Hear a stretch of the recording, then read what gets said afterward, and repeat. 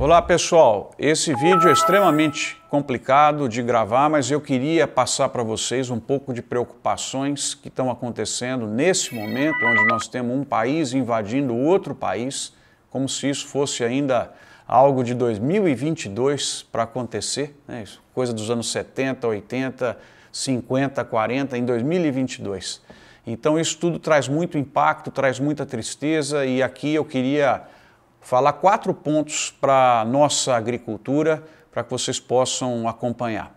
Primeiro ponto, impactos do câmbio. Tivemos uma valorização muito grande do real, ele desvalorizou pouco com a crise Rússia e Ucrânia, o que me leva a crer que nós estamos talvez num novo patamar aí de câmbio. Qual é o impacto disso?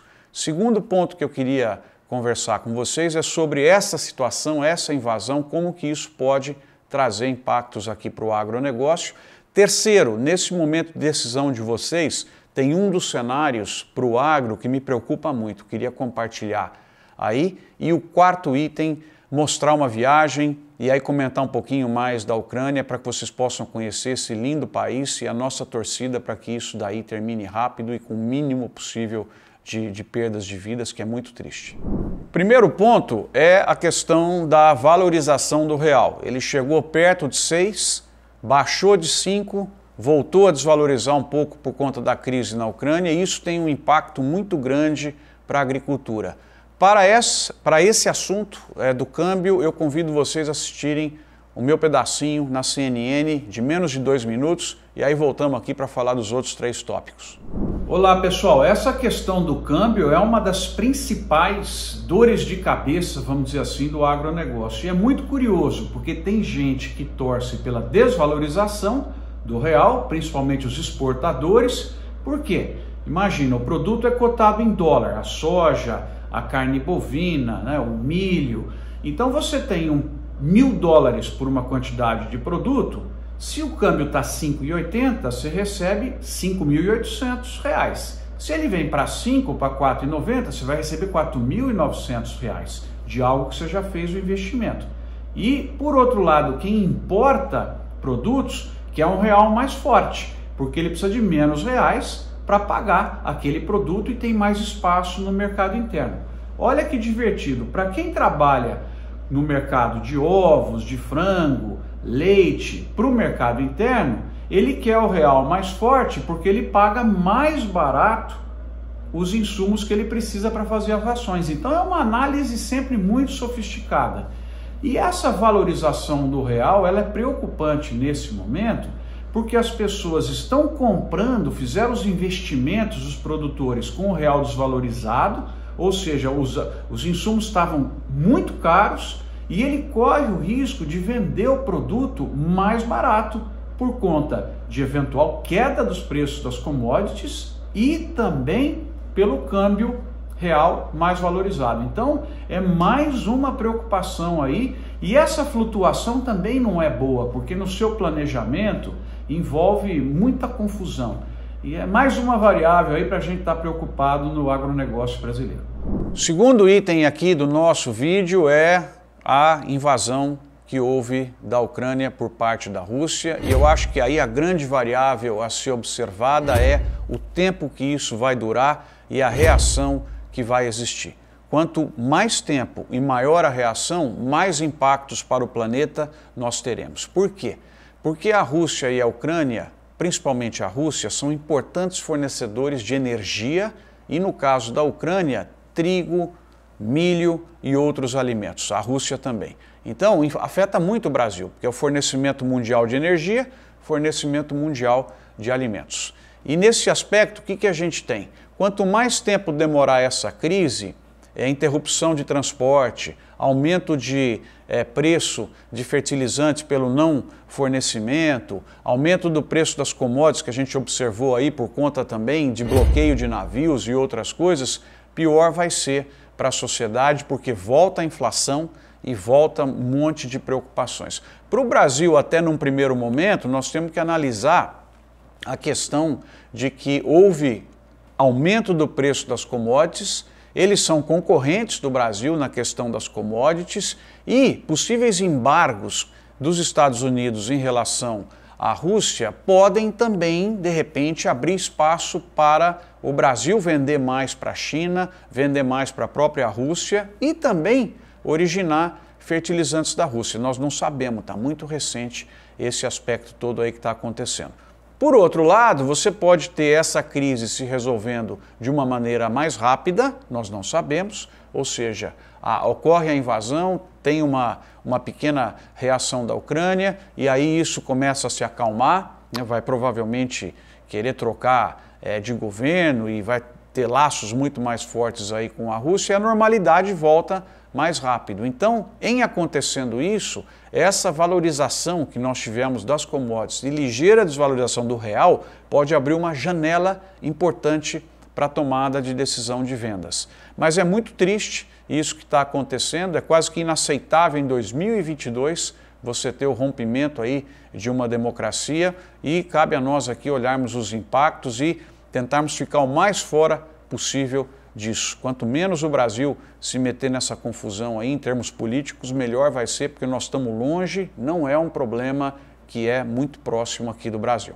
O terceiro item do nosso vídeo é sobre cenários. E os produtores sempre perguntam: câmbio, preço, compra, vende, o que eu devo fazer? Então, nós temos que pegar um conjunto de variáveis e colocarmos em possíveis cenários, dependendo de como elas vão se comportar, para que você dê probabilidades para esses cenários acontecerem e se posicione adequadamente nas suas decisões. E aqui eu queria compartilhar com vocês uma preocupação muito grande com um dos cenários que pode acontecer. Qual é este cenário? Nós vamos partir para uma safra 22-23 com custos muito elevados de insumos, de arrendamento, com risco climático e uma série de outras coisas. Nós já estamos observando, tirando o problema agora de fertilizantes, mais localizado, de Rússia e Ucrânia, os defensivos, o problema existente na China está diminuindo, esses preços tendem a cair. Se a questão também da Rússia e da Ucrânia se resolver mais rapidamente, os fertilizantes também tendem a cair de preço.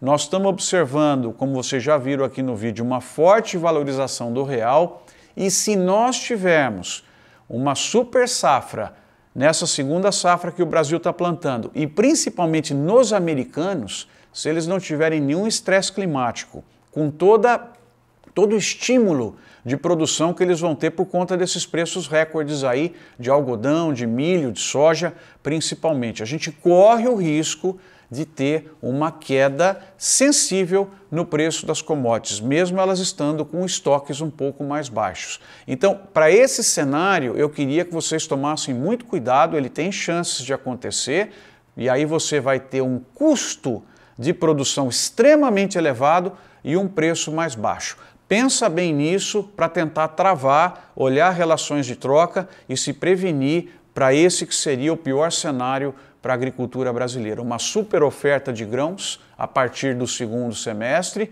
os investimentos da safra já vão ter sido feitos e no momento da colheita os preços estarem mais baixos. Isso é um pouquinho o ponto que eu queria comentar com vocês aqui, terceiro item do nosso vídeo desse final de semana.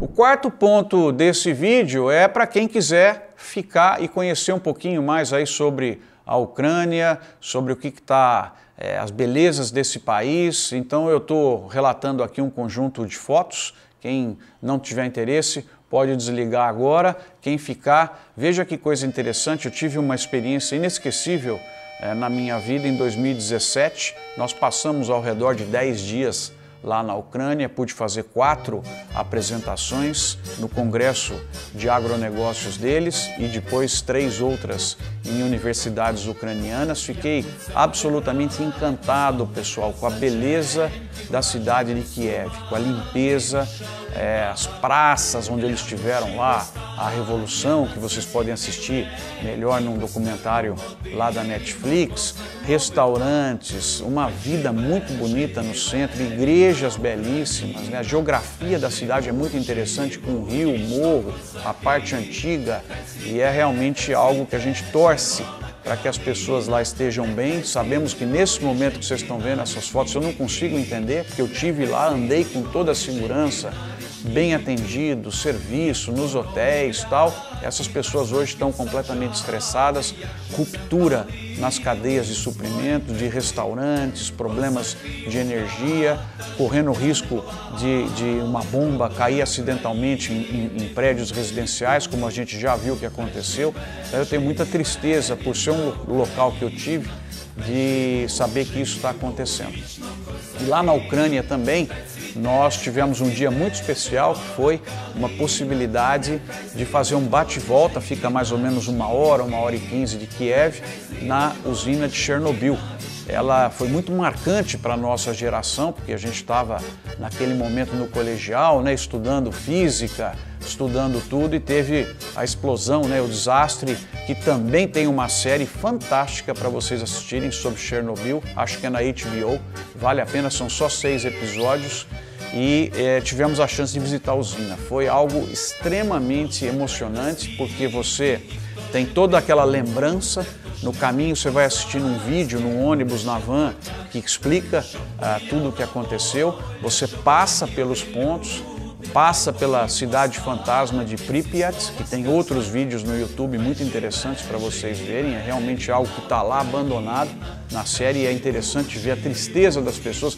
E hoje, outra vez, né, a Ucrânia passando por um êxodo. Tiveram que fazer o êxodo lá por conta do desastre nuclear, e hoje o êxodo por conta aí da invasão. Então é uma visita marcante. A usina está lá protegida agora, mas o processo de proteção dela foi extremamente complexo e vale a pena. É uma viagem que tomara que isso volte à normalidade e que vocês possam também ter a emoção de fazer uma visita como essa em Kiev e lá na usina de Chernobyl. Então a minha torcida hoje, tenho amigos lá na Ucrânia, professores, é que essa situação se resolva o mais rapidamente possível. Não era nem para ela ter acontecido, mas que se resolva o mais rapidamente possível.